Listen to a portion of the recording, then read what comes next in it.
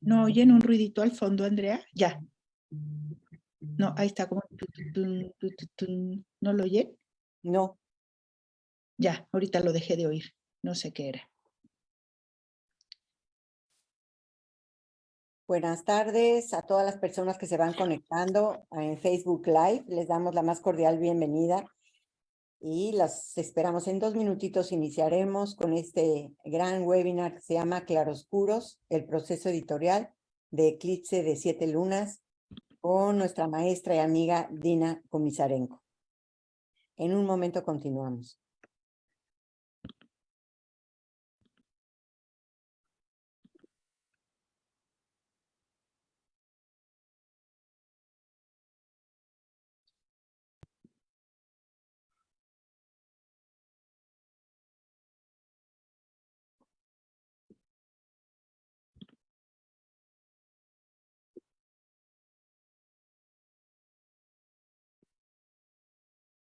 Buenas noches, Hugo. Hola, buenas noches, Hugo. Bienvenido.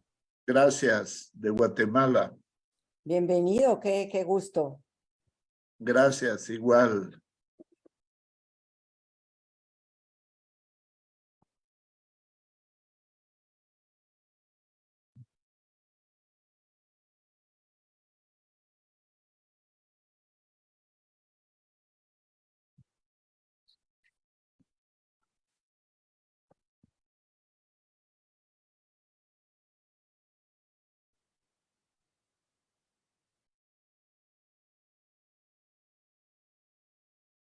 Está tardando un poco la conexión de Facebook, por eso me voy a esperar un poquito.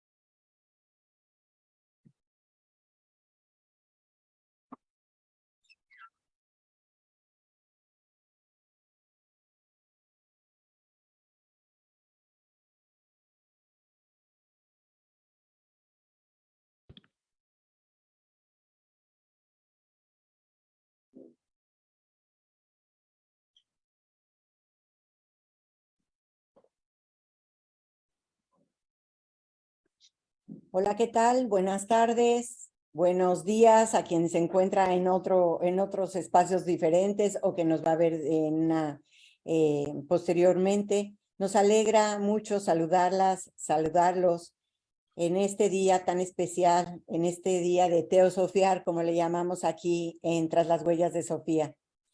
Hoy nos sentimos pero muy felices y muy orgullosas porque tenemos aquí en el espacio de Tras las Huellas a una profesora, a una amiga, a una mujer maravillosa que con su ejemplo nos ha enseñado muchísimas cosas.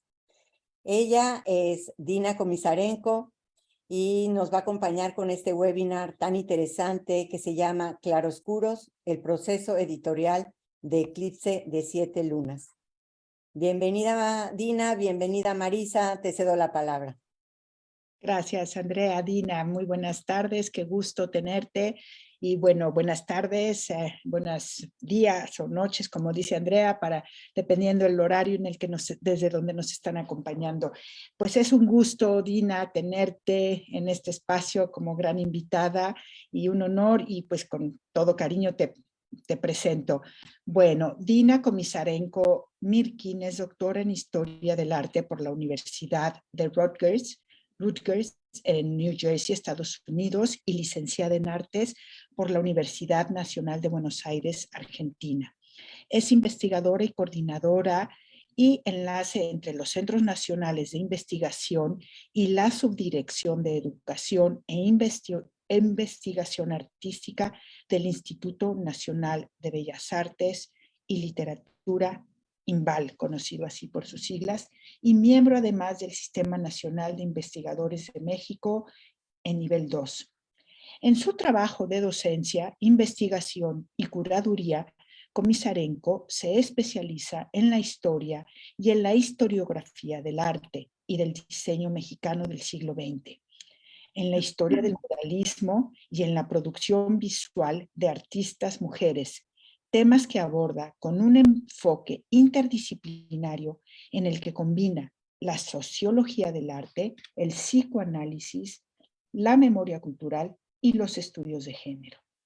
Entre sus libros individuales destacan Rina Lazo, Xibalbá, El inframundo de los mayas de 2022, El olvido está lleno de memoria, la pintura mural de Arnold Belkin de 2019 y el que nos convoca hoy, que el cual pues Dina quiere hablarnos particularmente sobre él, tenía este gusto de compartirlo, que llamado, ya mencionó Andrea, Eclipse de 7 lunas, muralismo femenino en México de 2017.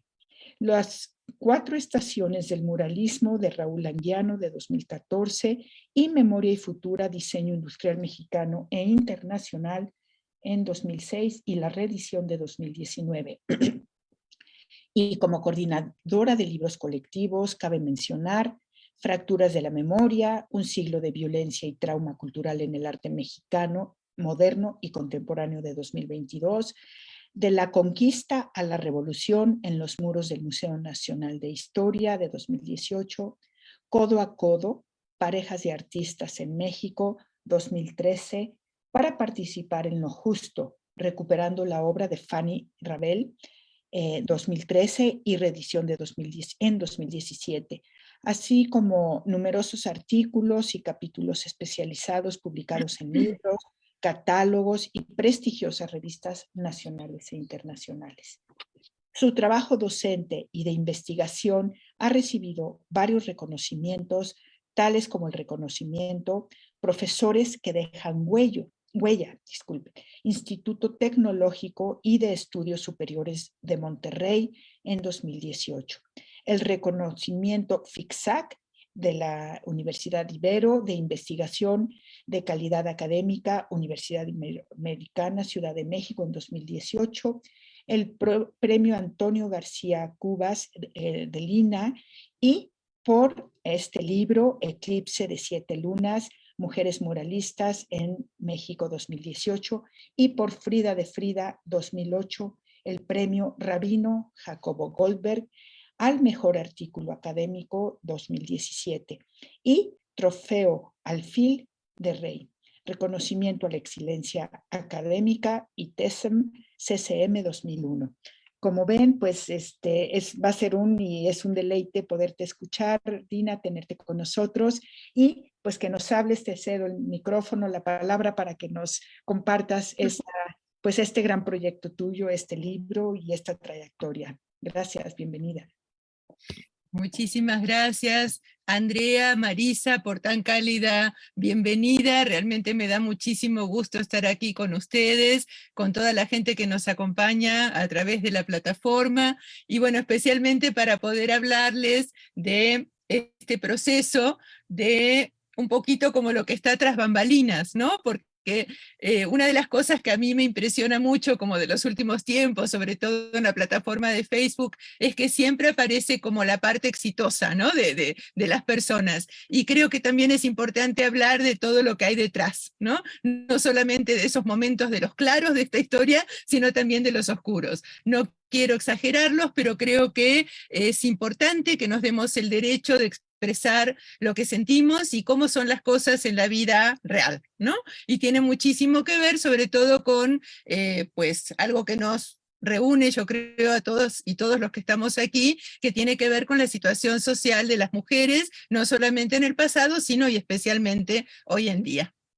Entonces, en la primera parte de la presentación les voy a leer un poquito cómo fue toda esta historia para no olvidarme de nada, para contarles todo con lujo de detalles, y después ya vamos a hablar un poquito más, de manera un poquito más formal, a partir de las diapositivas, de algunas otras reflexiones que fui teniendo después de la publicación del libro, porque efectivamente, como les comentaba Marisa, el libro salió en el 2017, es decir, ya llevamos 5 años, entonces no es una presentación más, temas, sino que más bien es como una reflexión, ¿no?, de algunas de las conclusiones a las que fui llegando después, y seguramente algo que se podrá seguir trabajando en una segunda edición del libro, o también hay muchos estudiantes jóvenes que están trabajando estos mismos temas, ojalá pues les sirva todo esto que vamos a reflexionar juntas y juntos el día de hoy. Entonces vamos a empezar.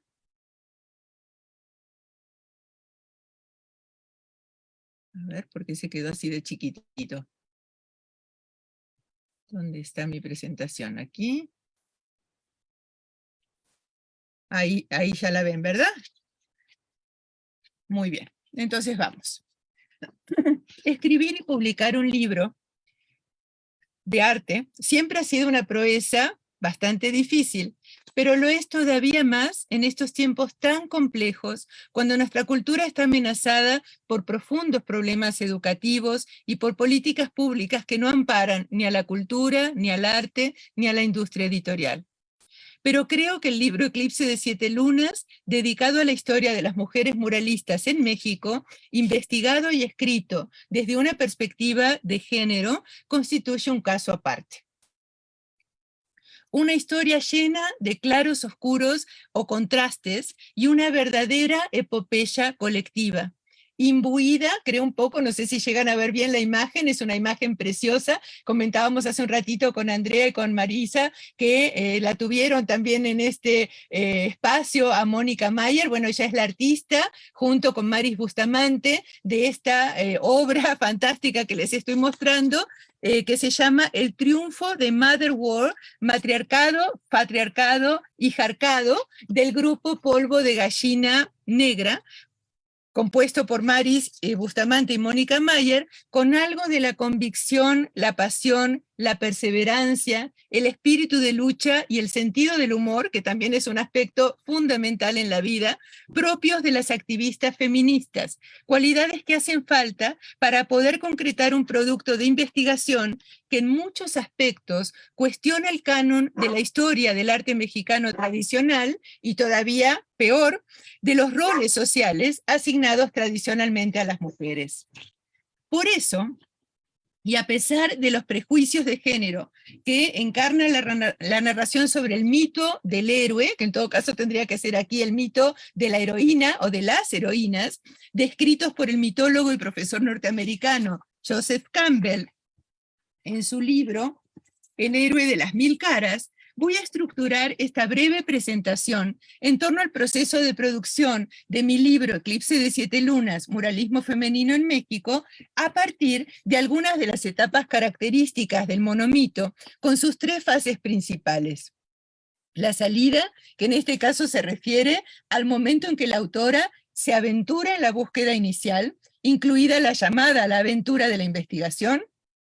Continúa con lo que él denomina la iniciación, que en este caso se refiere a las peripecias de la autora, que la pondrán a prueba en el largo proceso editorial, y concluye con el retorno.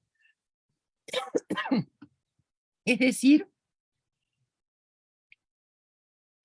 el viaje a casa, cuando la obra por fin ya fue publicada y comienza a ser difundida. Estoy convencida que el trauma sufrido al intentar publicar un libro escrito desde una perspectiva feminista no es solo de carácter individual, sino colectivo, pues afecta el sentido de identidad de todas las mujeres y de otros grupos con identidades sexogenéricas alternativas. Y espero que el final feliz que tuvo esta aventura, sin lugar a dudas llena de contrastes, heroica y colectiva, resulte un estímulo para todas y todos quienes nos están acompañando. Vamos a comenzar entonces por la salida y la primera llamada a la aventura, cuando nos llega una información que actúa en nuestra mente como una llamada hacia lo desconocido. En mi caso no se trató, como dice Campbell, de un bosque, de un reino oculto bajo las olas, o en las alturas celestes, una isla secreta, la elevada cima de una montaña, o un estado de sueño profundo, del tipo de los que él describe en su libro, sino de un mural maravilloso, que es el que están viendo aquí, que encontré casualmente cuando al poco tiempo de haber llegado a México, paseaba por el centro de la ciudad. Su dramático tema, el ataque a una maestra rural, su contundencia en la denuncia de la violencia de género y en la identificación de sus asesinos, así como su fuerza expresiva, me atrajeron como un potente imán. Y la sorpresa de descubrir la firma de una artista mujer como su autora constituyeron mi irremediable llamada. Hacía ya tiempo que yo venía estudiando el movimiento muralista mexicano. De hecho, mi tesis tuvo mucho que ver con el muralismo mexicano y por eso fue que vine a México. Y a las artistas mujeres también las venía estudiando. ¿Por qué entonces no había leído nada sobre Aurora Reyes como muralista en la infinidad de historias del muralismo que había consultado? ¿Se trataba de una excepción o había más muralistas mujeres en la historia del arte nacional? Y si ese era el caso, ¿dónde estaban sus obras? ¿Por qué era importante rescatarlas? No rechacé la poderosa llamada, sino que me embarqué en la búsqueda de los murales creados por artistas mujeres con todas mis fuerzas. Y aunque no conté con la ayuda sobrenatural que describe el monomito, sí gocé de lecturas de teóricas feministas, de archivos extraordinarios, como el que les estoy mostrando aquí, que pude consultar en el CENART, de periódicos, de fuentes orales. Este dibujito que les estoy poniendo acá, para mí es un recuerdo entrañable. Yo estaba hablando con Raúl Anguiano cuando estaba escribiendo sobre él, sobre esos murales, y de golpe salió el tema de Aurora Reyes, y entonces él inmediatamente fue a su estudio y de un cajoncito sacó este retrato precioso de Aurora cuando eran compañeros en la LEAR, en la Liga de Escritores y Artistas Revolucionarios de México. Y bueno, ahí me contó infinidad de anécdotas sobre Aurora, que finalmente pues yo nunca jamás incluí en ninguna de las publicaciones que hice sobre ella, o sobre otras muralistas, pero que sí me permitieron acercarme mucho más a ellas como personas.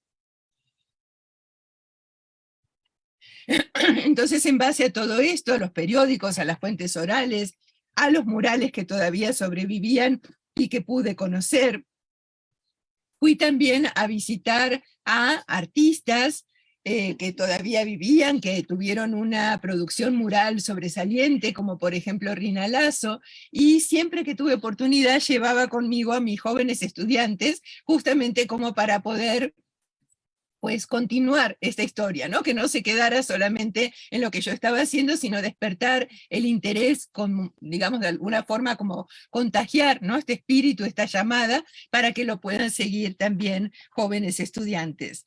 Y sobre todo, otra cosa que me ayudó mucho, que tiene que ver con esta ayuda sobrenatural, entre comillas, que les comentaba de esta etapa de la aventura, conversé con amigas, con colegas entrañables, con las que compartía mis hallazgos y nuevas dudas. Aquí la ven, entre ellas está Karen Cordero, que también la tuvieron con ustedes en una de las charlas. Ellas fueron los talismanes que mantuve siempre cerca a lo largo de todo mi viaje para empezar a cruzar el primer umbral de la aventura y superar los obstáculos que de a ratos realmente parecían infranqueables. A medida que avanzaba en mi investigación y que hallaba más murales creados por mujeres que a lo largo del tiempo la disciplina de la historia del arte había intentado borrar, hasta desaparecerlos casi por completo, entraba de lleno al vientre de la ballena. Me separaba cada vez más de todo lo que conocía y era claro que empezaba a cambiar para siempre. Ya no era posible pensar que los prejuicios de antes no permitieron que las mujeres se desarrollaran en el campo de la pintura mural. Era más bien la disciplina a la que yo me dedicaba, la disciplina de la historia del arte, la que las había borrado de la historia. Para poder avanzar más en mi trabajo, solicité un sabático en la universidad en donde laboraba en aquel entonces.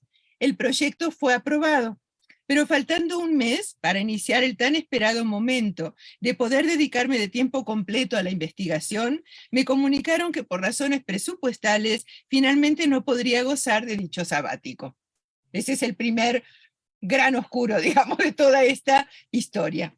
A los pocos meses me presenté a concurso en otra universidad, gané la plaza, y entre la preparación de clases nuevas y todos los ajustes de un cambio tan radical, seguí investigando sobre las mujeres muralistas, pero bueno, obviamente el proyecto llevó más tiempo de lo que había pensado.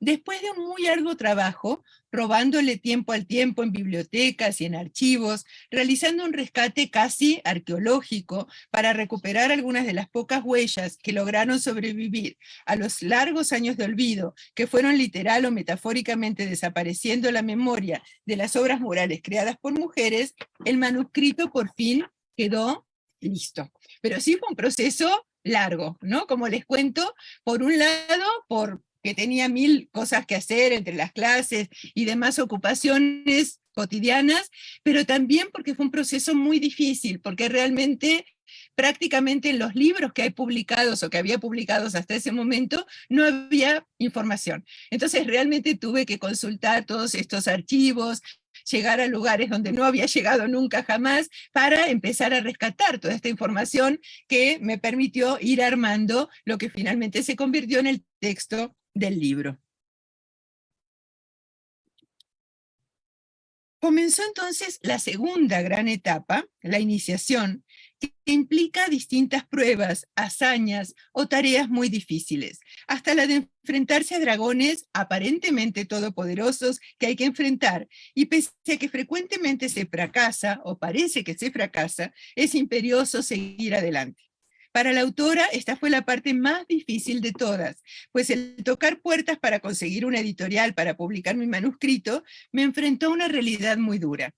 Efectivamente, antes de iniciar el proyecto del libro propiamente dicho, ya había investigado y publicado numerosos artículos académicos sobre algunas de las pintoras de México, y si bien era muy consciente que dichas artistas, para poder crear obras de arte de carácter público y no solo pintura de caballete o gráfica, tuvieron que derribar, valga la metáfora, muchos otros muros simbólicos, pero tremendamente poderosos, no imaginaba yo que publicar una obra sobre sus increíbles ejemplos de vida y tenacidad y sobre su extraordinario trabajo artístico de tanta trascendencia histórica y estética y tan poco reconocido a lo largo del tiempo, también iba a implicar una importante prueba de fortaleza y obstinación de mi parte, como experimentar en carne propia por lo menos algunos obstáculos semejantes a los que mis artistas mujeres debieron haber atravesado en su tiempo para que finalmente pudiera entender así la dimensión colosal de todo su extraordinario valor.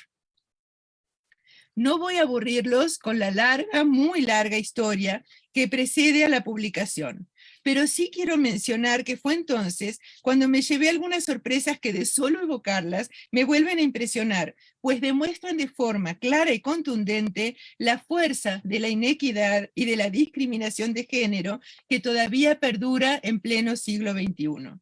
A modo de ejemplo, aunque sin nombres propios ni de ningún otro tipo, les cuento que una de las casas editoriales a las que me acerqué, misma que tiene una larga historia de publicaciones sobre muralismo mexicano, en cuyas páginas no hay un solo rastro de una sola mujer artista, objetaron que para ellos el arte no tiene género, que esa visión mía, así dijeron, era algo del pasado, que las mujeres buenas ya habían sido reconocidas, como por ejemplo, por supuesto, Frida Kahlo, y que si otras no lo eran más, era porque no tenían la misma calidad. Ese es un concepto que muchas veces aparece justamente cuando uno no quiere decir por qué son las cosas, ¿no? Entonces se alude a ese concepto tan vago como es la calidad. Dictaminaron entonces, después de un año, ¿no? Va pasando el tiempo, que mi libro estarían encantados de publicarlo, siempre que yo incluyera también la obra de los muralistas hombres, no como contexto, como lo hago en el libro, sino con el mismo detalle y profundidad con el que trataba la de las mujeres, y entonces ellos lo iban a publicar con mucho gusto. En definitiva, me pedían que volviera a escribir un libro como los que ya tenían, ocultando una vez más la obra de las mujeres muralistas a las que yo había dedicado mi investigación. Cualquier atisbo de feminismo, incluso cuando se trata de algo tan evidente y necesario como la recuperación de la historia de las mujeres en el arte, del reconocimiento de sensibilidades alternas a la norma, que no entran en los inflexibles parámetros de la historia del arte tradicional, o me atrevería a decir, de la sociedad tradicional, siguen siendo conceptos extraordinariamente resistidos. Pero bueno, realmente para mí fue una sorpresa, porque si bien tenía muy claro que todas estas cosas pues seguían pasando, no me imaginaba que seguía pasando a este nivel en la academia, en el mundo editorial. ¿Sí? Porque bueno, hasta ahora yo había publicado sobre todo artículos y en general pues me había ido bien, claro, eran revistas que tenían una orientación feminista, ¿no? Otra cosa es acercarse así a una editorial que no tiene esa perspectiva. Sobrellevé estas duras pruebas gracias a la extraordinaria solidaridad de mi familia, de compañeros, de estudiantes, de mi querida amiga y colega Karen Cordero, la gran inspiradora de varias generaciones de feministas y mi figura protectora generosa de esta y otras epopeyas, a quien le agradezco profundamente no solamente su apoyo y complicidad en muchas batallas que hemos librado a través de los años en el dramáticamente patriarcal entorno universitario, y muy particularmente en este proyecto, por su precioso prólogo, pero también porque ella fue quien me presentó a Maggie de Orellana, a quien ven aquí en la pantalla, editora de Artes de México, quien desde el primer momento tuvo la visión y la sensibilidad para adoptar el libro y para tratarlo con inteligencia, firmeza y cuidado durante todo el proceso editorial. A la empresa generosamente se sumó el Centro de Investigaciones y Estudios de Género de la UNAM y la Ibero Ciudad de México y León. Por fin se publicó el libro, y con la publicación comenzó la tercera etapa, la del regreso, lo que implica presentarlo y sobre todo reflexionar en torno a todo el viaje y las experiencias adquiridas para comunicarlas a estudiantes y a los distintos públicos interesados en el arte, en el muralismo y en el género. Al año siguiente de su publicación, después de todos estos oscuros que les acabo de mencionar, que hicieron el viaje pues realmente difícil, el premio fue galardonado con el premio García Cubas, y las críticas y las reseñas fueron extraordinariamente gratificantes. Pero fue entonces cuando algunas de las más o menos sutiles formas de la violencia patriarcal me forzaron a atravesar por situaciones extremadamente difíciles, pues ocurrió, tal y como señala Campbell, que es en ese momento cuando suelen aparecer nuevas aventuras y peligros, a veces más nefastos incluso que los enfrentados durante el viaje inicial. El mundo universitario actual lamentablemente es patriarcal y está dominado por hombres que les cierran el paso a las mujeres, sobre todo cuando el poder masculino se siente amenazado. Nuevamente conté con figuras guías salvadoras y en un contexto laboral nuevo empecé a curar las heridas que me habían dejado las últimas batallas y crucé el umbral de retorno, lista para encontrar los espacios, para compartir las aventuras y aprendizajes, así como la posibilidad de encontrar una nueva libertad para vivir. Una vez superadas todas las aventuras y pruebas del viaje, y a partir de todos los diálogos y reflexiones colectivas que generó el libro, vuelvo entonces a mi pregunta inicial. ¿Por qué es importante rescatar a las mujeres muralistas del olvido histórico en el que se encontraban? Para responder, no veo mejor manera que recordando el bello poema de donde me inspiré para el título del libro, Eclipse de 7 lunas, de la poetisa y muralista Aurora Reyes. ¿Se acuerdan el mural que les mostré, donde empezó la aventura? Bueno, ella también escribía, y en su poema dice así: prisionera de la noche, la luna crece madura, era una.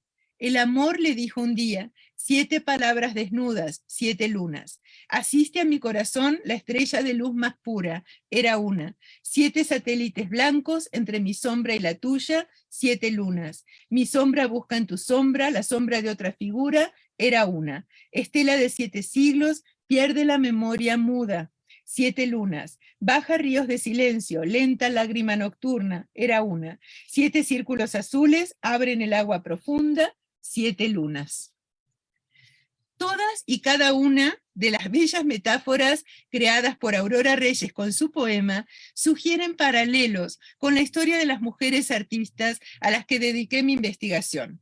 El hecho de ser 7 o para el caso cualquier otro número, pero a la vez y al mismo tiempo el ser una sola, no en el sentido esencialista del término mujer, sino más bien en el de los muchos elementos comunes que compartimos las mujeres por vivir en una sociedad predominantemente patriarcal, y en el caso de las mujeres muralistas, el hecho de haber experimentado enormes obstáculos, no solo para conseguir los espacios para pintar, sino y principalmente el hecho de haber sido opacadas, no exclusivamente por algunos de sus colegas masculinos en su propio tiempo, sino y principalmente por estos ríos de silencio que señala Reyes en su poema y que a mí, como historiadora del arte, me ayudaron a tomar conciencia sobre los criterios excluyentes con los que la historia del arte nos ha hecho perder la memoria femenina hasta dejarnos, nuevamente en palabras de la poetisa, mudas.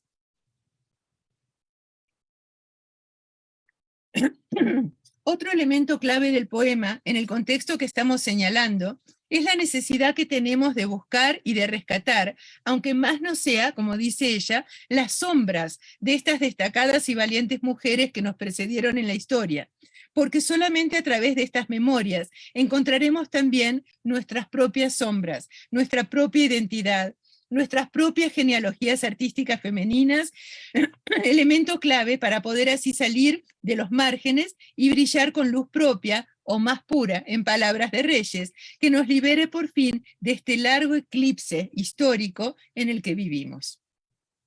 Efectivamente, el rescatar la participación de las mujeres artistas en la historia del muralismo mexicano, para mí tiene tanto un valor retrospectivo como uno prospectivo.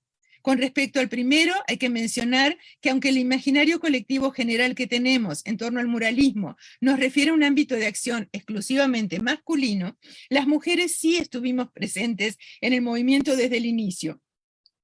Y consiguientemente, el lograr el reconocimiento de sus aportes resulta en primer lugar una cuestión de clara justicia historiográfica. Por otra parte, todavía principalmente en el plano retrospectivo, hay que señalar también que el estudio que aquí presentamos nos permite poner de manifiesto y enjuiciar algunos de los preconceptos y estereotipos desde los que la investigación tradicional sobre el muralismo mexicano se ha construido a lo largo del tiempo, es decir, la parcialidad con la que ha sido construida su narración, que no ha permitido ver la extraordinaria riqueza y pluralidad estilística y temática del movimiento, no solo en el caso de la producción de las mujeres, sino también en el de muchos otros artistas de la primera y sobre todo de la segunda generación de muralistas que todavía no han sido analizados y reconocidos como merecen. Ahora bien, la academia no es una isla aparte, y el hecho de debilitar el paradigma patriarcal a nivel de la disciplina de la historia del arte tiene un importante papel prospectivo que puede impactar en cambios significativos en la estructura social misma en la que vivimos. De forma más concreta, estoy convencida de que el recuperar la historia de las mujeres muralistas nos ofrece ejemplos, a veces dramáticos, pero siempre inspiradores, que desde la memoria nos ayudan a reconstruir no solo la historia, sino la autoestima de las mujeres, y no solo a nivel personal, sino social, pues podemos así continuar sueños y luchas que tienen una larga trayectoria, y a no creer que siempre estamos empezando desde cero. Solo así, con la base sólida que nos da el conocer la historia de quienes nos han precedido, podremos por fin alcanzar una sociedad más plena y equitativa, en la que nos animemos a imaginar, a trastocar y a crear nuevos modelos sociales alejados de los limitantes moldes de género que, como señalamos antes, todavía se resisten a desaparecer. La idea de reescribir la historia del muralismo de una forma más integral, menos parcial, a la que de alguna paradójica forma aludía la editorial que les comentaba, es una excelente idea, que espero en el futuro cercano se pueda cumplir, pero estoy convencida de que este era el momento de por fin comenzar a visibilizar la historia de las mujeres muralistas y de tantas otras artistas mujeres con las que todavía tenemos una gran deuda historiográfica pendiente. El objetivo principal del metafórico viaje que les acabo de narrar, como creo sucede con cada proyecto de investigación de género, fue y continúa siendo encontrarse con una misma, pues de este hecho fundamental nace el sentido cíclico del viaje.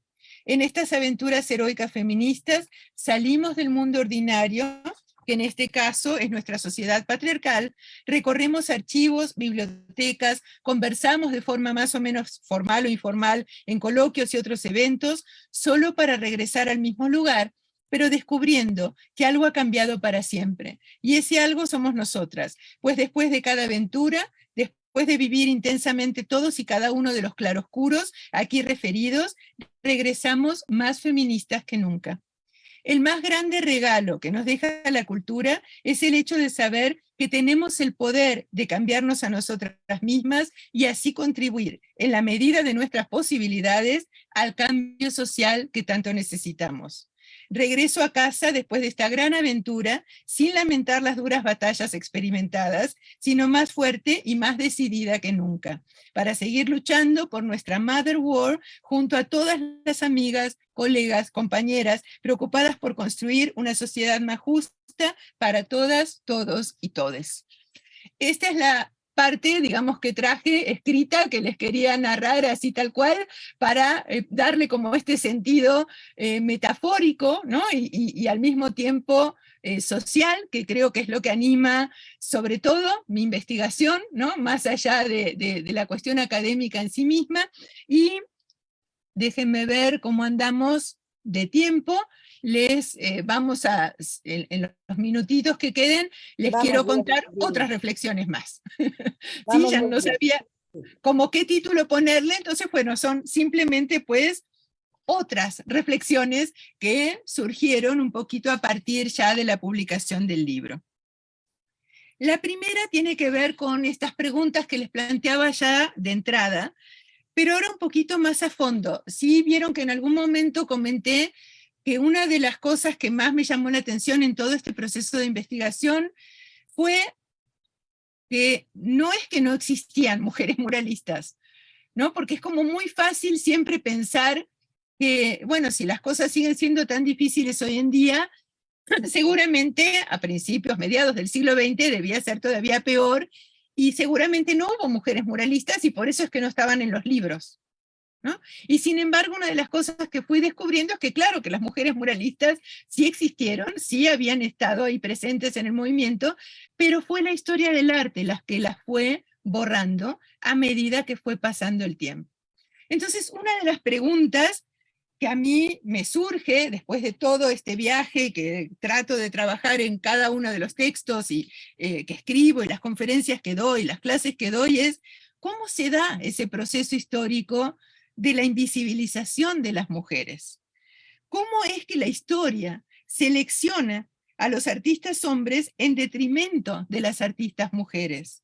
¿Cómo se construye el canon de la historia en general y de la historia del arte en particular?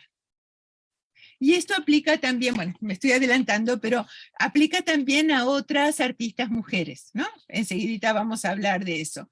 Pero ¿por qué de todas estas artistas son específicamente las muralistas las que quedaron tan eclipsadas, tan invisibilizadas durante mucho tiempo? Bueno, para empezar a entender un poquito esto, les traje acá una viñeta de Mafalda que me gusta muchísimo. No sé si llegan a verla muy bien, pero se ven la imagen de distintas mujeres que están siempre con un trapo en la mano, cosiendo, limpiando el piso, tendiendo la ropa, y Mafalda, reflexiva como es, está pensando y dice, claro, lo malo es que la mujer, en vez de jugar un papel, ha jugado un trapo en la historia de la humanidad. Y cuando leemos esto, y yo me acuerdo haberla leído hace muchos años antes de empezar a saber ni qué era esto del feminismo, pues a mí me daba mucha gracia, ¿no? Este juego de palabras entre el trapo y el papel. Pero cuando uno empieza a pensar un poquito más a fondo qué es lo que nos está diciendo esto, en realidad es una falacia muy grande, porque las mujeres, como les comentaba, no solamente en el ámbito de la pintura mural, sino en muchos otros ámbitos de la cultura, de la política, de la economía, hemos jugado un papel muy importante. Lo que pasa es que las construcciones que se han hecho, esta selección que se ha hecho con el tiempo, ha ido invisibilizándonos hasta hacernos creer que efectivamente jugamos un trapo, ¿no? Cuando en realidad sí hemos jugado papeles sumamente importantes. ¿Qué papel juega el arte específicamente en todo esto? Bueno, a ver por qué no sé. Ahí va.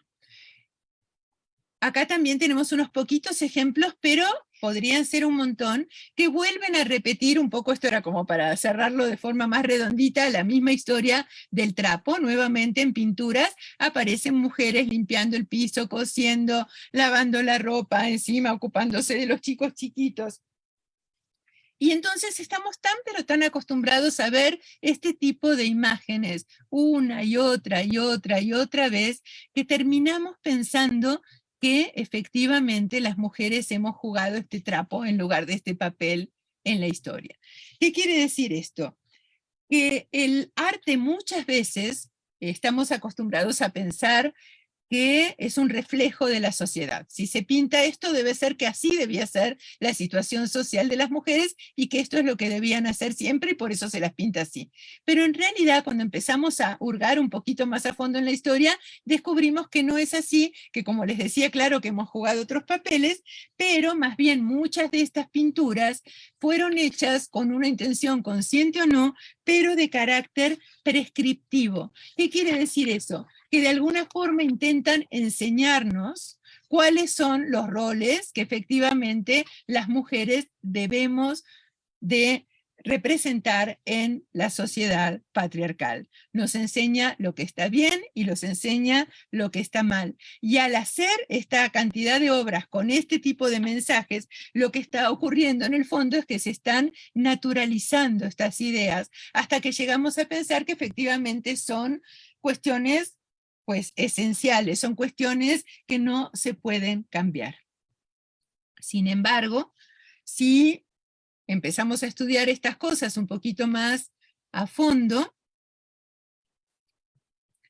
por ejemplo, una imagen aquí típica, muy famosa de uno de los grandes muralistas, José Clemente Orozco, que representa a las soldaderas. Fíjense ustedes que las está representando con de alguna forma como una extensión, ¿no?, del rol tradicional de las mujeres. Siguen cargando niños o cosas en sus espaldas, se siguen ocupando de la comida, siguen atrás de los hombres que son los que luchan.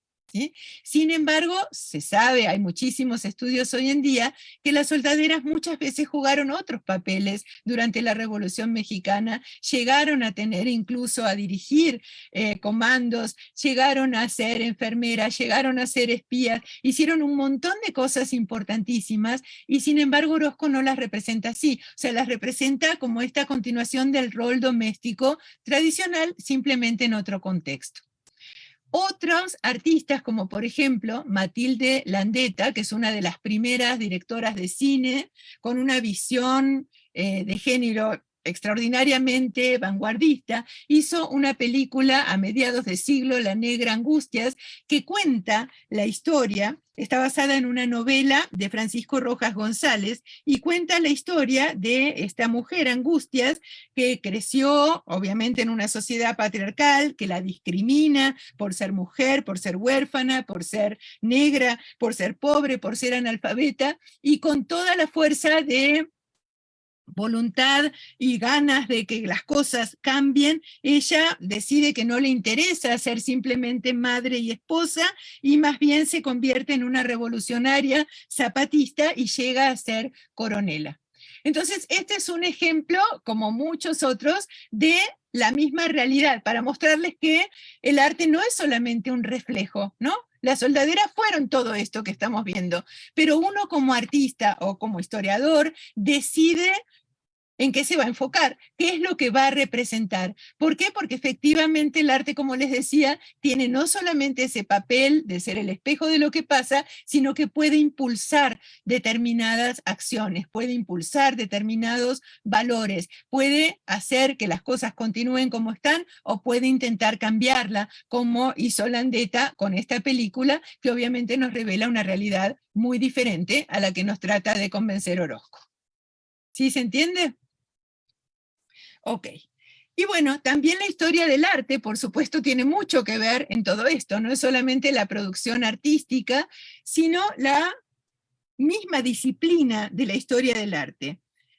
Acá les estoy poniendo un póster muy famoso de un grupo maravilloso que se llama las Guerrilla Girls, que juegan con este término guerrilla como guerrilla, pero también suena en inglés muy parecido a gorila, y de hecho ellas aparecen siempre en público con estas máscaras, como esta mujer aquí, y se llaman como las grandes artistas de la historia del arte occidental. Está Frida Kahlo, están todas las súper famosas, y en la década de los 70 sobre todo, empezaron a hacer este tipo de trabajo que hoy en día denominaríamos más bien como un tipo de artivismo, ¿no? Como esta mezcla de producción artística, pero también de activismo político, para comunicar, para denunciar esta situación de inequidad que existe dentro de la disciplina de la historia del arte, específicamente en este caso en los museos, ¿no? Entonces este póster lo hicieron específicamente para el Metropolitan Museum en Nueva York, y dice, es que las mujeres tenemos que desnudarnos para poder entrar al Museo Metropolitano. Menos del 5% de los artistas en las secciones de arte moderno del museo son mujeres, pero el 85% de los desnudos ahí representados sí son mujeres. Entonces ellas empiezan a hacer todos estos estudios, que son estudios bien hechos, científicos, o sea, se ponían a contar realmente todo lo que había ahí dentro, todo lo que había dentro de las colecciones, y hacían estos pósters que realmente pues empezaron a llamar la atención de mucha gente, porque realmente es algo increíble, ¿no? Hasta la fecha, yo creo que estos números no han cambiado tanto. Ese es, bueno, otro tema, ¿no? Que sería interesante tratar específicamente de cómo se da esto dentro de los museos, que son una de las instituciones mediadoras más importantes que hay, ¿no? Junto con la academia. Y lo que significa que nosotros vayamos a un museo y veamos solamente esto, cuando en realidad hay muchas veces, dentro de la misma colección de los museos, hay más trabajos de artistas mujeres, pero esos en general quedan en la bodega, no son los que se muestran, ¿no? De vuelta a este proceso de selección tan terriblemente injusto, tan terriblemente arbitrario, que nadie puede explicar realmente por qué ocurre, sino es que ocurre justamente por estas cuestiones, pues más bien de poder propios de la sociedad patriarcal.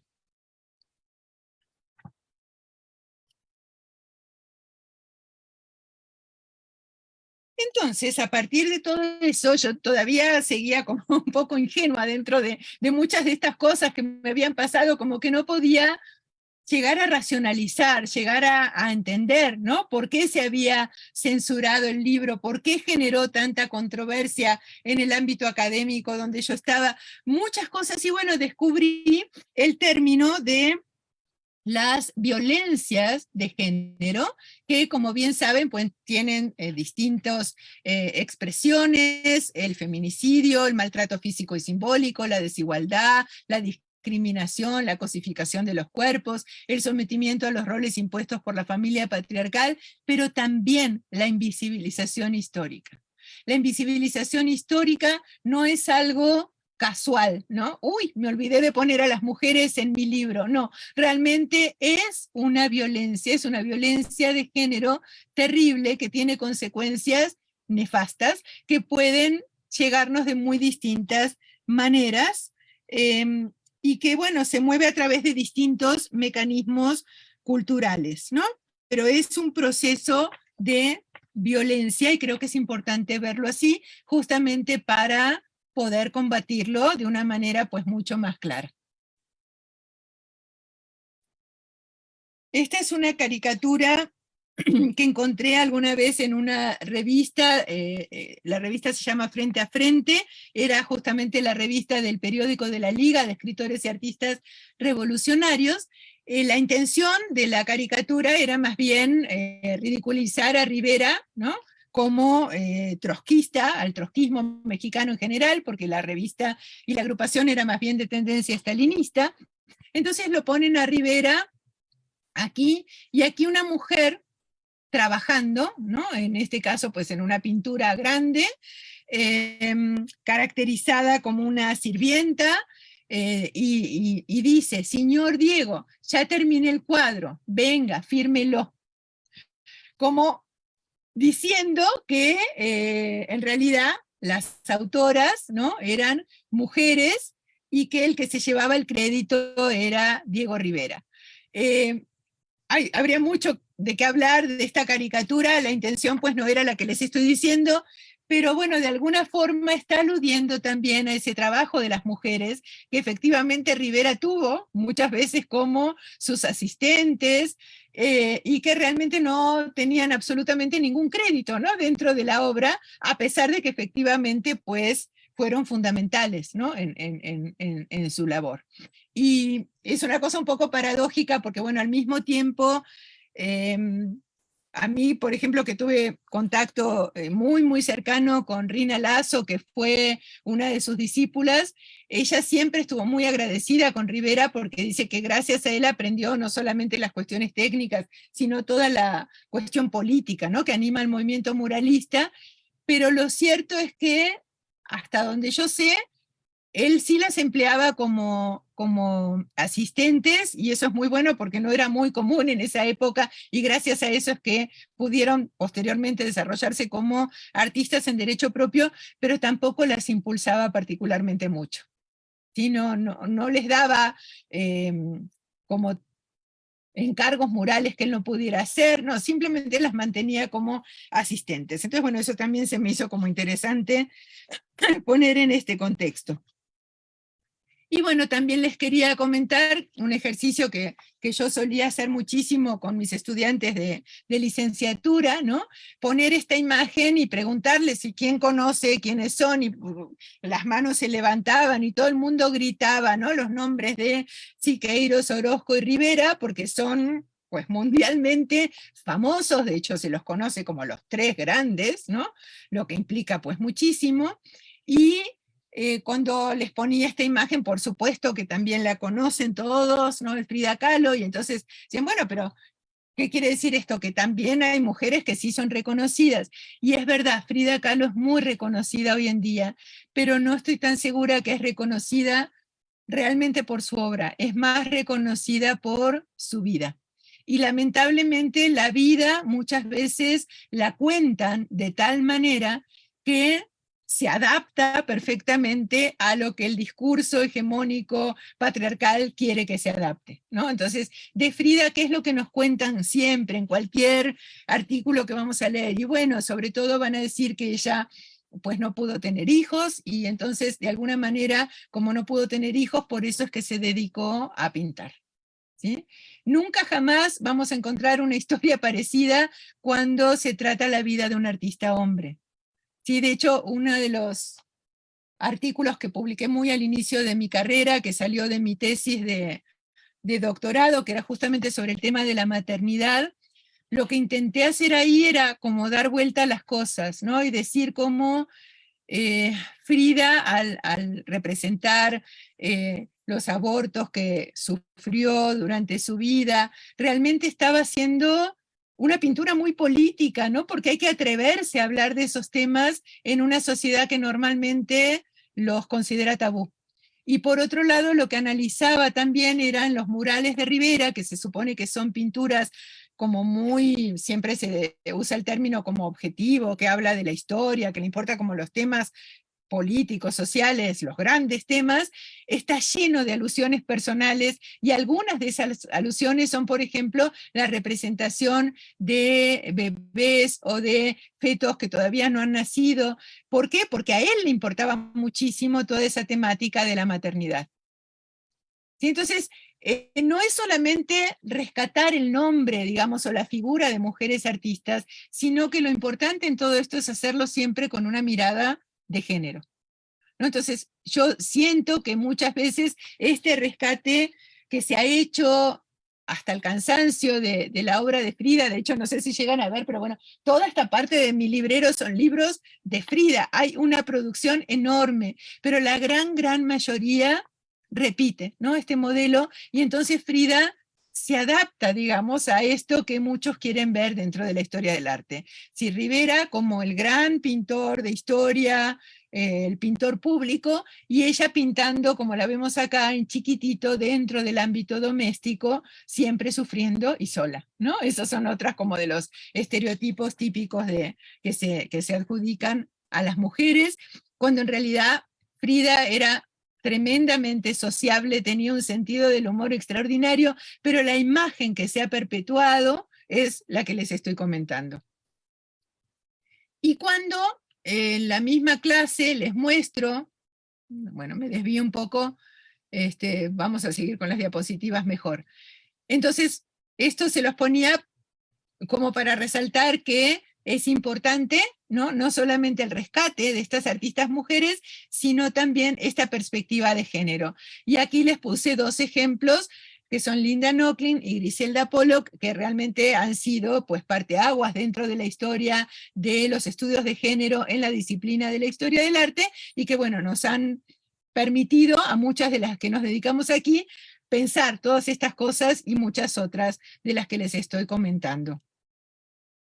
Por otro lado, en el caso específico de las mujeres muralistas, otra cosa que aparece mucho en la literatura, en las conferencias, sobre el por qué supuestamente no han existido tantas artistas muralistas mujeres, tiene que ver con algunos argumentos que también son completamente falaces. Uno de los que más se escucha es, por ejemplo, que las mujeres no tienen la fuerza física necesaria para hacer una pintura mural.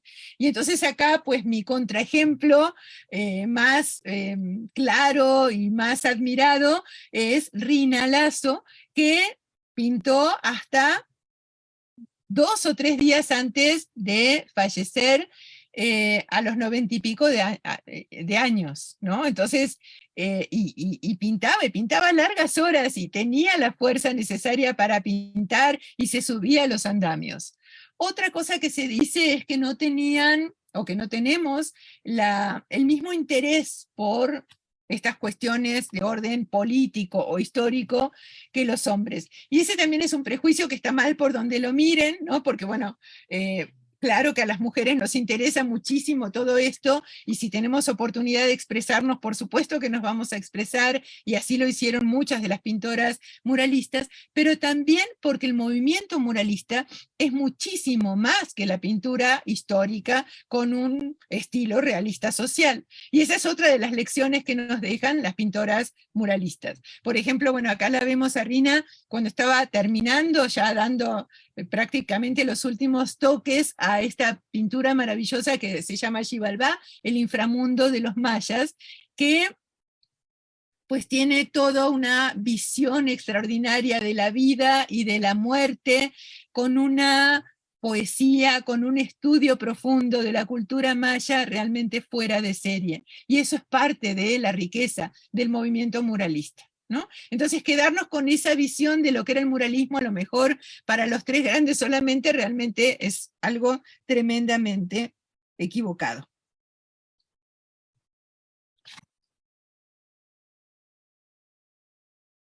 Entonces, la supuesta inferioridad intelectual, la debilidad física, el predominio de lo intuitivo, ahí como que afloran así muy claramente todos los prejuicios propios más bien de los historiadores, que dicen estas cosas como para de alguna forma pues justificar porque no lo han estudiado, ¿no?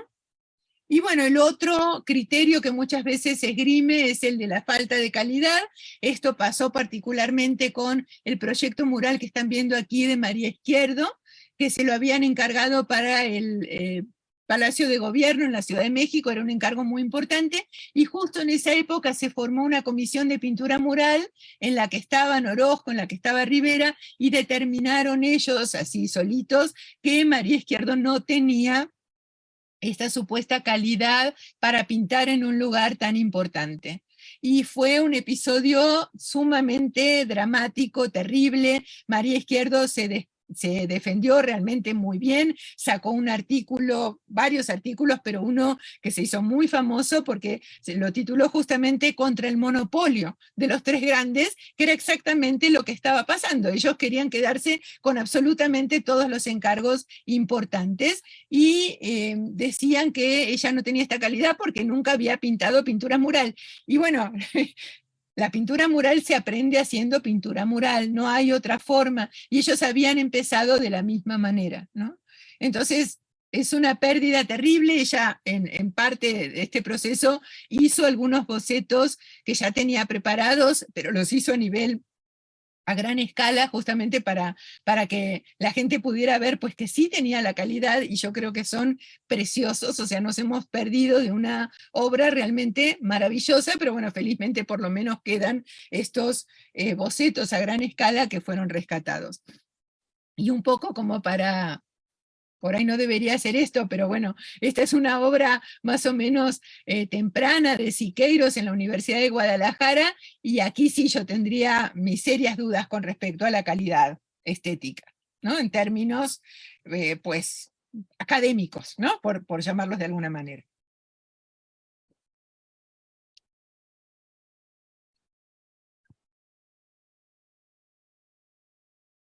Y bueno, estos son nada más, no voy a ir en detalle acá porque va a ser demasiado aburrido, pero estos son como algunos de los libros principales, tradicionales, sobre la historia del muralismo, en donde pasa esto que les decía, que prácticamente no se menciona a las mujeres muralistas, no se reproduce su obra, o si se la reproduce, la que más aparece es la de el atentado a la maestra rural de Aurora Reyes, pero después en el texto en general no hay absolutamente ninguna descripción, lo que también es muy revelador, ¿no? Porque ¿por qué no dicen nada? Y sobre todo siendo una obra tan tremenda, tan expresiva, ¿no? Que dice tanto, tanto, tanto. Bueno, justamente yo creo que por eso, porque lo que está haciendo Aurora Reyes es denunciando la violencia de género de una manera muy contundente. Entonces, esos son temas que no gustaban, ¿no? En esta historia tradicional del arte, que se concentra más bien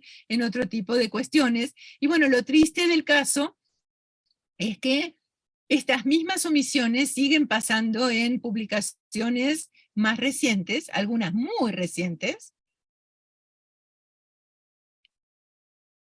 y más bien el rescate de las mujeres muralistas empezó, como les comentaba en la primera parte de la presentación, a través de libros pequeñitos, de artículos, de dossiers que, bueno, de a poquito fueron como sentando las bases como para que esto pudiera ocurrir. Y dentro de todo eso, un libro al que yo le estoy pero profundamente agradecida es este inventario del muralismo mexicano. Es tal cual lo que dice ahí, un inventario. Se listan obras, ¿no? Que existían en el momento en que Orlando Suárez lo hizo, y para mí fue realmente algo increíble, porque gracias a eso fue que detecté el nombre de muchas artistas mujeres, y a partir de ahí empecé a rastrear a ver si encontraba los archivos en las manos de las familias o de las distintas instituciones donde pintaron, y bueno, a partir de eso fue que empecé a armar un poco el texto, hasta que finalmente pues ya apareció, y esta historia pues ya la conocen. Y si les parece bien, vamos a dejar la presentación aquí, para que sí nos dé un ratito para poder conversar, ver si tienen algún comentario, dudas, preguntas, lo que quieran, pues en la mejor disposición para intentar contestarlas. Ay, querida Dina, qué recorrido nos has llevado un recorrido tortuoso, ¿no? Tuyo, experiencial tuyo, pero también de tantas mujeres, ¿no? De las mujeres a través del arte y de las mujeres a través de todos este caminar en tantos ámbitos distintos, ¿no? Ya sea académicos, políticos, económicos, sociales, artísticos, y en donde vas hablando y nos sentimos pues hermanadas con tu charla, porque yo creo que de alguna forma o de otra hemos vivido esta violencia patriarcal en nuestros diferentes espacios, ¿no? Ya sea en ámbitos personales, pero también en ámbitos académicos y hasta en ámbitos cotidianos de a veces hasta ir a comprar una cámara de fotografías en donde tú eres la que la quieres comprar y a quien voltean a ver es a tu marido y a él se la demuestran, ¿no? Y no a ti, que tú eres la que preguntaste por ella y era para ti, ¿no? Entonces, continuamente experimentamos esa invisibilización o ese menosprecio o esa minusvalía, ¿no? Que va calando hondo en quienes vamos despertando esta mirada crítica, como te fue pasando, ¿no? Que al principio quizá con esa mirada ingenua como cuentas, ¿no? Vas cayendo en cuenta de situaciones tan violentas que empiezas a vivir que no tienen respuesta al principio, ¿no? Y que después vas encontrando quizá algunos indicios y dices, ¿cómo es posible, ¿no? Que estemos viviendo esta situación? Y esto, bueno, en el arte queda patente, ¿no? Como lo que dicen las Gorilla Girls, es esto de, sí, no hay mujeres artistas, pero las representaciones de mujeres dentro de los museos, normalmente desnudas, además, ¿no? Es increíble. Entonces, a mí me pareció maravilloso este desarrollo que has hecho y volver a analizar estos moldes de género. Por mi parte, yo estoy haciendo mi trabajo doctoral justamente a través del arte, en este sentido, ¿no? De dónde están las mujeres. Y de ahí, qué violencias se ocasiona esto al cuerpo de las mujeres, ¿no? Por ejemplo, en la pintura, sobre todo religiosa, ¿no? Que es el ámbito quizá en donde yo me muevo. Qué violencia tan terrible se vive, ¿no? En esta situación de las santas, ¿no? Torturadas, feminizadas, martirizadas y a la vez vistas como mujeres ideales y que sacrificaron todo por dar la vida, ¿no? Uy, qué tema tan interesante, Andrea. Sí voy a tener que leer esa tesis. Sí, muy interesante y la verdad que, pues, yo creo que nos dejas una tarea muy grande, en primera, pues, para leer el libro, pero también para analizar y tener esta mirada crítica que es tan necesaria en cada una de nosotras mujeres. No sé, Marisa, si quieras comentar alguna cosa y nos vamos a abrir micrófonos al diálogo. Claro que sí, Andrea, muchas gracias. Gina, primero no sé si tú tengas algo que decir al respecto de lo que acaba de, pues no sé, de comentar a Pues sí, Andrea. me encantó, Andrea, porque yo creo que diste justo en el clavo. O sea, la idea de hacer esto no era solamente, aunque también viene bien, ¿no? Una cuestión de catarsis personal o colectiva, sino más bien eso, rescatar como la importancia de tomar conciencia, ¿no? Sobre la violencia que implica esta invisibilización en todos estos distintos niveles, ¿no? En este caso, pues yo hablé específicamente del proceso editorial, pero como bien decías, pues esto se reproduce como a distintos niveles, y lo que yo decía un poco como en chiste, pero también en serio, es que esta historia me permitió como entender más a fondo lo que habían vivido mis artistas, ¿no? Porque a veces uno piensa las cosas como más por encima, ¿no? Y hasta que te toca realmente vivirlo de esta manera. Entonces es como que se fueron cruzando pues muchos planos que a mí me dejaron como con esta sensación que les comentaba, ¿no? Que fue sí un proceso muy duro, pero al mismo tiempo un proceso que valió mucho la pena, no solamente por todo lo que aprendí a nivel personal, sino incluso porque, bueno, el libro está teniendo pues un impacto muy grande, ¿no? Como les decía, hay estudiantes en distintas partes del mundo que me escriben, que les llegó, que están empezando a hacer el mismo trabajo en sus países, o sea, realmente está abriendo un campo que yo creo que es importantísimo, ¿no? Y que ese reconocer justamente la existencia como de estas genealogías artísticas, pues es fundamental, no solamente por esta cuestión retrospectiva de reconocer lo que hubo, sino para más bien lo que sigue, ¿no? Para que todas las mujeres, las jovencitas que están haciendo una carrera artística, una carrera universitaria, pues puedan apoyarse en todo este trabajo que ya está hecho, ¿no? Porque el efecto, uno de los efectos nefastos de esta invisibilización es justamente naturalizar esta idea de que no tenemos historia, y si no tenemos historia es porque debe ser natural que las mujeres no nos podemos dedicar a estas cosas, ¿no? Entonces sí es una cuestión que tiene un impacto muy grande, ¿no? A lo mejor en el momento no se ve, pero yo creo que justamente la gente que censuró, los que no quisieron publicar, los que se pusieron celosos porque se publicó. O sea, todo esto es realmente una reacción porque de alguna manera ellos sí presentían la importancia que tenía todo esto.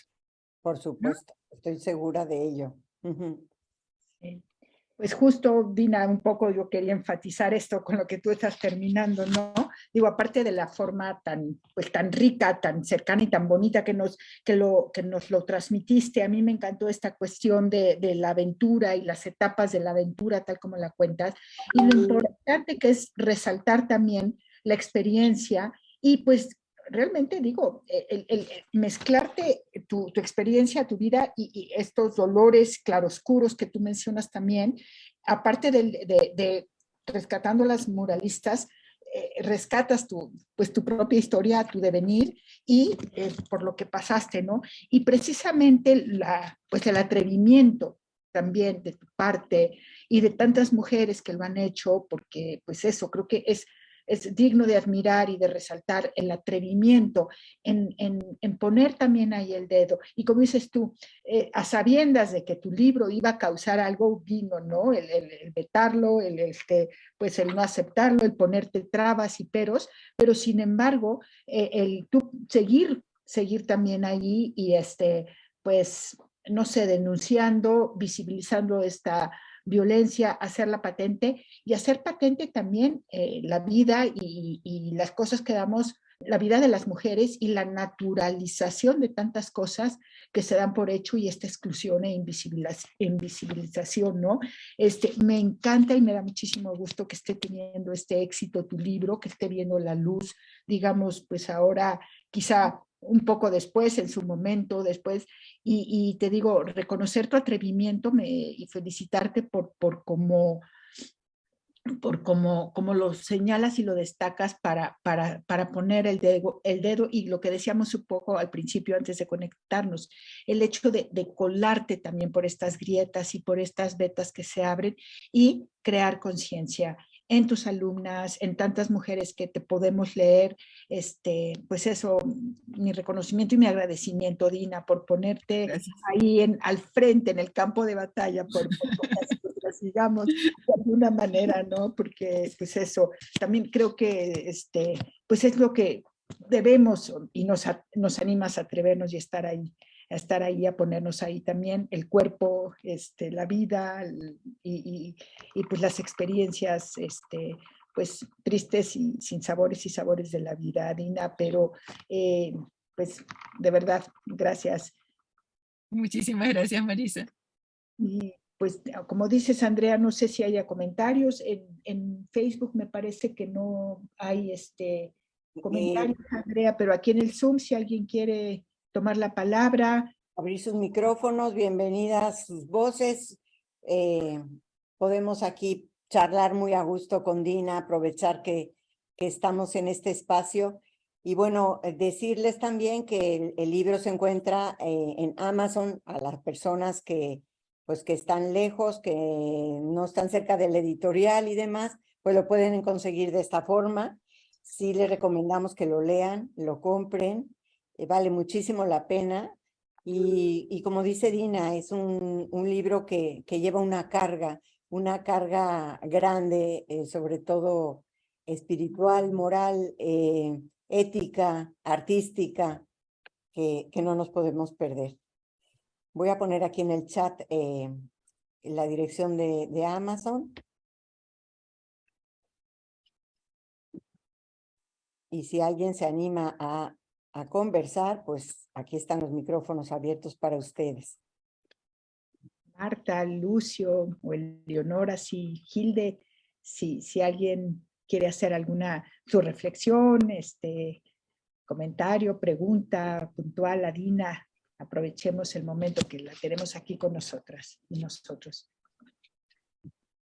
Mientras van animándose a prender su micrófono, Dina, a mí me gustaría preguntarte, a la par de los muralistas varones, de estos tres grandes que son así nombrados, había, me imagino que muchas mujeres participaron mientras hacían los murales. Me imagino que estaban allí ayudando, ¿no? ¿O no, Dina? Sí, de hecho, varias de ellas empezaron justamente así, ¿no? Como asistentes, y principalmente de Rivera. Ah. Sí, eso es lo que les comentaba, que es bastante interesante porque Rivera, pues con la fama que tenía, recibía pero cientos de cartas de gente de distintas partes del mundo que querían venir a México justamente a trabajar con él para aprender a hacer pintura mural. Y él, bueno, contrató a muchísimos asistentes hombres, pero también a muchas mujeres. Y gracias a eso es que muchas mujeres, sobre todo en la primera etapa, muchas mujeres de Estados Unidos vinieron aquí a trabajar con él y después hicieron carrera, no tanto como muralistas, pero obviamente pues sí les dejó una enseñanza enorme, ¿no? Algunas se dedicaron después más adelante a la fotografía, algunas sí lograron hacer murales cuando regresaron a su país, pero bueno, la experiencia de haber aprendido a hacer arte público, digamos, pues se la debieron a él, ¿no? Sí, y dentro de las que se quedaron acá, pues sobre todo el caso de Rina Lazo, ¿no? Que fue, de hecho, Rivera le hizo una dedicatoria una vez que dijo que ella era su mano derecha, ¿no? Y en una de las obras hasta le pidió que la firmara, porque sí realmente la colaboración, la participación de Rina era fundamental. Wow, mira, qué interesante. Fíjate que me viene a la mente mucho todos estos artistas, bueno, como Rodin, ¿no? Que tenían ahí y que a veces hasta firmaban las obras de ellas, ¿no? Y también me recuerdo alguna vez haber ido a un taller de un artista oaxaqueño y en donde él estaba en su sillón, ¿no? Nos ofrecía tequila, él estaba a gusto y por ahí mismo en este taller había un montón de jovencitas, mujeres, pintando parte de esos cuadros, porque eran con muchos detalles muy repetitivos. Y yo salí de ahí y me quedé pensando, digo, ¿qué tanto de veras el artista era el artista y no eran ellas las verdaderas artistas, ¿no? Me quedó como esta inquietud a la hora de salir de ese taller. Claro, cómo no. De verlas además, pues un poco como alumnas quizá, lo que sea, pero al final ellas eran las que estaban haciendo el cuadro. Hace poquito me tocó leer como sinodal una tesis de una alumna, de una estudiante de la UNAM de licenciatura, que estuvo trabajando a partir de unas fotos, las mosaiquistas que trabajaron en los murales de mosaico que estaban muy de moda en la época de la integración plástica y demás, y es un trabajo realmente precioso, ¿no? Porque efectivamente, pues es lo que ella deduce a partir de las fotografías, no hay mucho más, ¿no? Porque todas estas memorias en general pues se pierden, pero a partir de las fotografías saca unas conclusiones bien bonitas, y es ese tipo de cosas que están empezando como a abrirse, ¿no? Y que creo que son importantísimas y fundamentales por todo esto que veníamos comentando, no solamente para el campo artístico propiamente dicho, sino todo lo que implica en cuanto a pues el desarrollo de las mujeres en la sociedad. Así es, y a la violencia de género en la cual estamos inmersas, ¿no? Ujú. Queremos que nuestras jóvenes, quizá nuestras hijas, ya estén un poco más alertas sobre todo al oírnos a nosotras feministas, pero ¿cuántas otras mujeres siguen con esta idea de que verdaderamente no nacimos para hacer nada y no destacar en nada y no aparecer y no hablar, no tener voz, etcétera, ¿no? Así es. Ujú. Sí, muy importante el despertar y ojalá que este webinar sirva precisamente para eso, ¿no? Para estar como alertas, hasta de un anuncio de televisión, un chat, un meme, una broma, estar siempre con esa antena atenta para decir no, ¿no? Ujú. Entonces sí, eso es fundamental. Bueno, pues no veo que haya aquí muchas ganas de dialogar, pero bueno, nosotras hemos platicado muy a gusto, espero que lo hayan disfrutado y no sé si Marisa tú quieras despedir el programa. Un segundito. Ay, a ver, Sí, vamos a sí, ver, Lucio, sí, bienvenido. claro, no, impactado, emocionado, ¿no? De esa conciencia clara, femenina, de todas ustedes, especialmente de nuestra expositora, ¿no? Como que esta historia tenemos que reconstruirla, contarla de otra manera, visibilizar a las mujeres que a lo largo de la historia de la humanidad han estado escondidas y aplanadas, y siguen todavía aplastadas, escondidas y en segundo plano, pero ya están superándose poco a poco. La lucha continúa. Así Gracias. es. Muchas Muchas gracias, gracias. Lucio. Gracias, Lucio. Y por tu comentario y presencia y acompañarnos, Lucio, quedarte aquí con nosotras hasta el final también. Y bueno, pues eso, agradecerles a quienes nos han escuchado, a quienes tuvo el privilegio de escucharte, Dina, de seguir tu plática y pues eso, invitarlas a leer tu libro y pues despedirnos también de la gente que ha estado acompañándonos a través de Facebook Live y darte nuevamente las más sinceras gracias, Dina, agradecimiento profundo por tu presencia, por compartir tu sabiduría con todas, con todos nosotros, te digo, tu atrevimiento y pues seguir ahí con el papel y no con el trapo, ¿verdad? Esa fue una enseñanza, ¿eh? Sí, el trapo, pues de vez en cuando puede estar ahí, ¿no? Pero el papel, y fíjate que lo pensaba también para pintar, para leer, o sea, lo que implica el papel, tanta connotación que tiene, ¿no? Y Me encantó eso porque si no lo había pensado así el papel, ¿no? Pero ahora como que tomó totalmente otro significado. Y ese trapo también lo podemos usar los varones. claro, Claro, se van a divertir mucho. Como un... no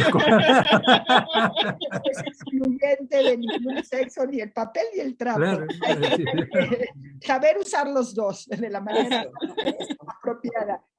Sí, un simbolismo y mucha riqueza y profundidad detrás de esas imágenes y de lo que la sabia también va a faltar. Bueno, gracias, Dina. Pues, Andrea, buenas noches. Gracias a ustedes, un placer de verdad. Muchísimas Igualmente, gracias. nos vemos el próximo jueves. Adiós, muchas gracias. Hasta luego.